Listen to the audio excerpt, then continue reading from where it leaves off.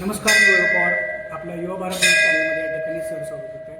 आज मी सांगली जिल्ह्यातील तासगाव या ठिकाणी आलो आहे आणि या ठिकाणी आज सांगली जिल्ह्यामध्ये असलेलं हे हडवटजी बाबा पटवर्धन राजघराण्याचं असलेलं हे उजव्या सोंडेचं गणपती मंदिर आहे.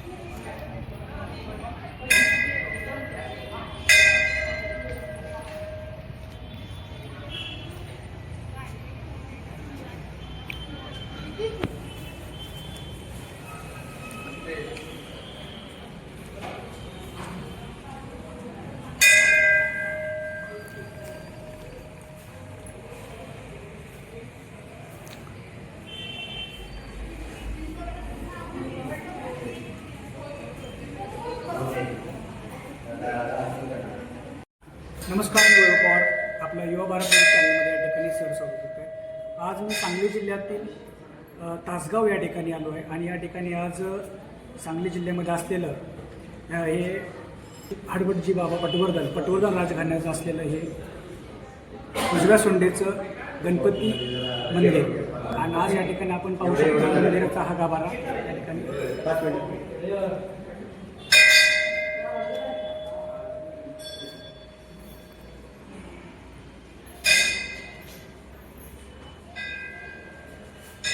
पटवर्धन राजघराण्याचं हे असलेलं उजव्या सोंडेचा हा गणपती. आणि आपल्यासोबत आहेत या मंदिराचे पुजारी. आपलं सर नाव सांगा. नमस्कार, मी अजित कुलकर्णी आणि हे माझे सहकारी विजय कुलकर्णी. या ठिकाणी आम्ही सेवेला आहोत. तर हे जे गणपती मंदिर आहे हे पेशवे काळातलं आहे. पेशव्यांच्या काळामध्ये इथलेच जे संस्थानिक होते परशुरामभाऊ पटवर्धन, इथं फोटोवर लावलेले आहे. तर ते त्यावेळेला या सैन्याचे पेशव्यांच्या सैन्याचे सरसेनापती होते. ज्यावेळेला ते लढाईला जायचे त्यावेळेला त्यांचा गणपतीवर खूप विश्वास होता, श्रद्धा होती.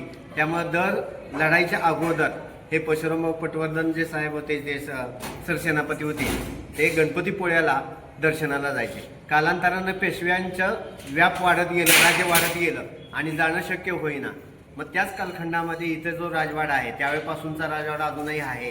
तर त्या ठिकाणी दर चतुर्थीला 21 ब्राह्मणांना भोजन दिलं जायचं. मग त्यावेळेला राजेसाहेब असायचे. 21 ब्राह्मणांचे 21 ताटं आणि 22 ताट राजेसाहेबांचं, असं 22 ताटं वाढली जायची. एक वेळ असं त्या दरम्यान झालं की 22च्या 22 ताटावर 22 ब्राह्मण येऊन जेवायला बसले. मग राजेसाहेब जेव्हा आतून बाहेर आले बघतायत तर 22 ब्राह्मण जेवायला बसल्यानंतर मग कुणाला उठवायचं? ठीक आहे म्हणले, असू दे, सगळे जेवण करतो. जेवण झाल्यानंतर मग विडे द्यायची पद्धत होती त्यावेळेला. मग 22 विडे तयार केले. मग राजासाहेबांनी प्रत्येक ब्राह्मणांना एक एक विडा दिला तर एक शिल्लक राहिला. मग पुन्हा मोजते तर 21 ब्राह्मण भरले. मग ठीक आहे, मग तो तसाच देवाऱ्यामध्ये ठेवून दिला. आणि नंतर गणपतीपोळ्याच्या गणपतीवर जी श्रद्धा होती, लढाईला जाताना दर्शनाला जायचे, तर त्याच गणपतीनंच दृष्टांत दिला राजेसाहेबांना की मला तुमच्याकडे यायचं आहे.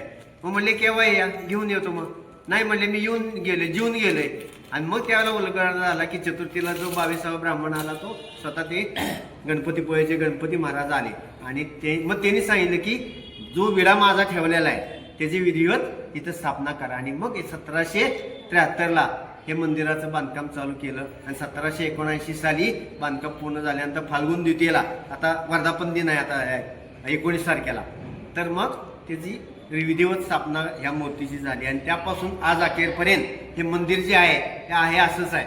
फक्त आधुनिक पद्धतीनं म्हणजे कुठं पंखे, लाईट वगैरे एवढीच आहे. बाकीचं जे मूळ बांधकाम आहे हे पूर्वीचंच आहे. यात्रा उत्सव वगैरे कधी असतो काय? यात्रा उत्सव हा गणपती बसतात त्याच्या दुसऱ्या दिवशी असतो. कारण हे जे पटवर्धन घराणं आहे ते कोकणातलं, त्यांचे 1.5 दिवसाचे गणपती असतात. मग तसंच इथं सुद्धा 1.5 दिवसा गणपती राजवाड्यामध्ये बसवला जातो.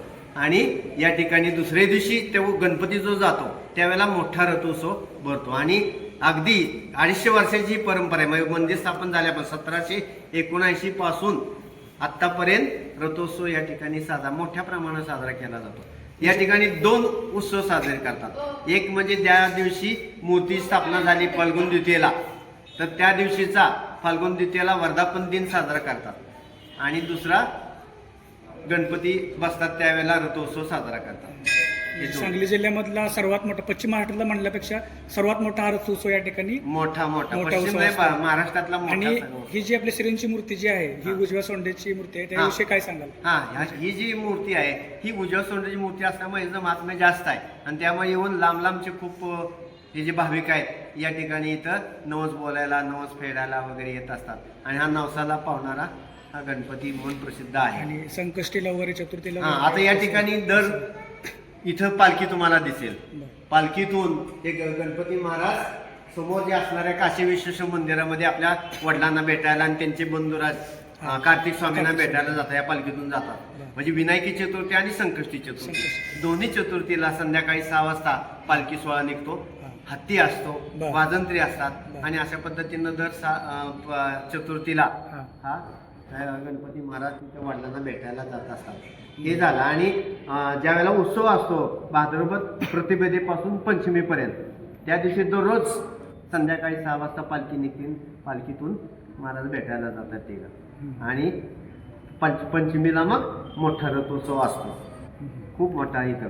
आणि जे समोर जे बघितलेलं तुम्ही बघितलं असेल, हे गोपूर जे आहे हे सुद्धा ज्या वेळेला ते परशुराम पटवर्धन नाही बाहेर आहे, 96 फुटी जे गोपूर आहे हे जे परशुराम पटवर्धन ज्या वेळेला लढायला जायचे दक्षिण भारतामध्ये, तिथं त्या मंदिराच्या बाहेर जी गोपूर त्यांनी बघितली त्या पद्धतीचं आपल्याला असावं म्हणून त्यावेळेला तिथून त्यांनी कलाकार आणले. आणि हे 96 फुटी गोपूर सुद्धा आणि दीपमाळा सुद्धा मोठमोठे आपल्याला पाहायला मिळतात बांधलेल्या त्यांनी त्यावेळेच्या तिकडच्या कलाकारांनी ते गोपूर वगैरे बांधलेले. अशा पद्धतीनं इथला इतिहास आहे. हे होते आपल्यासोबत मंदिराचे पुजारी अजित कुलकर्णी, कॅमेरामॅन संतोष वामरेसह वैभव पवार, युवा भारत न्यूज, तासगाव.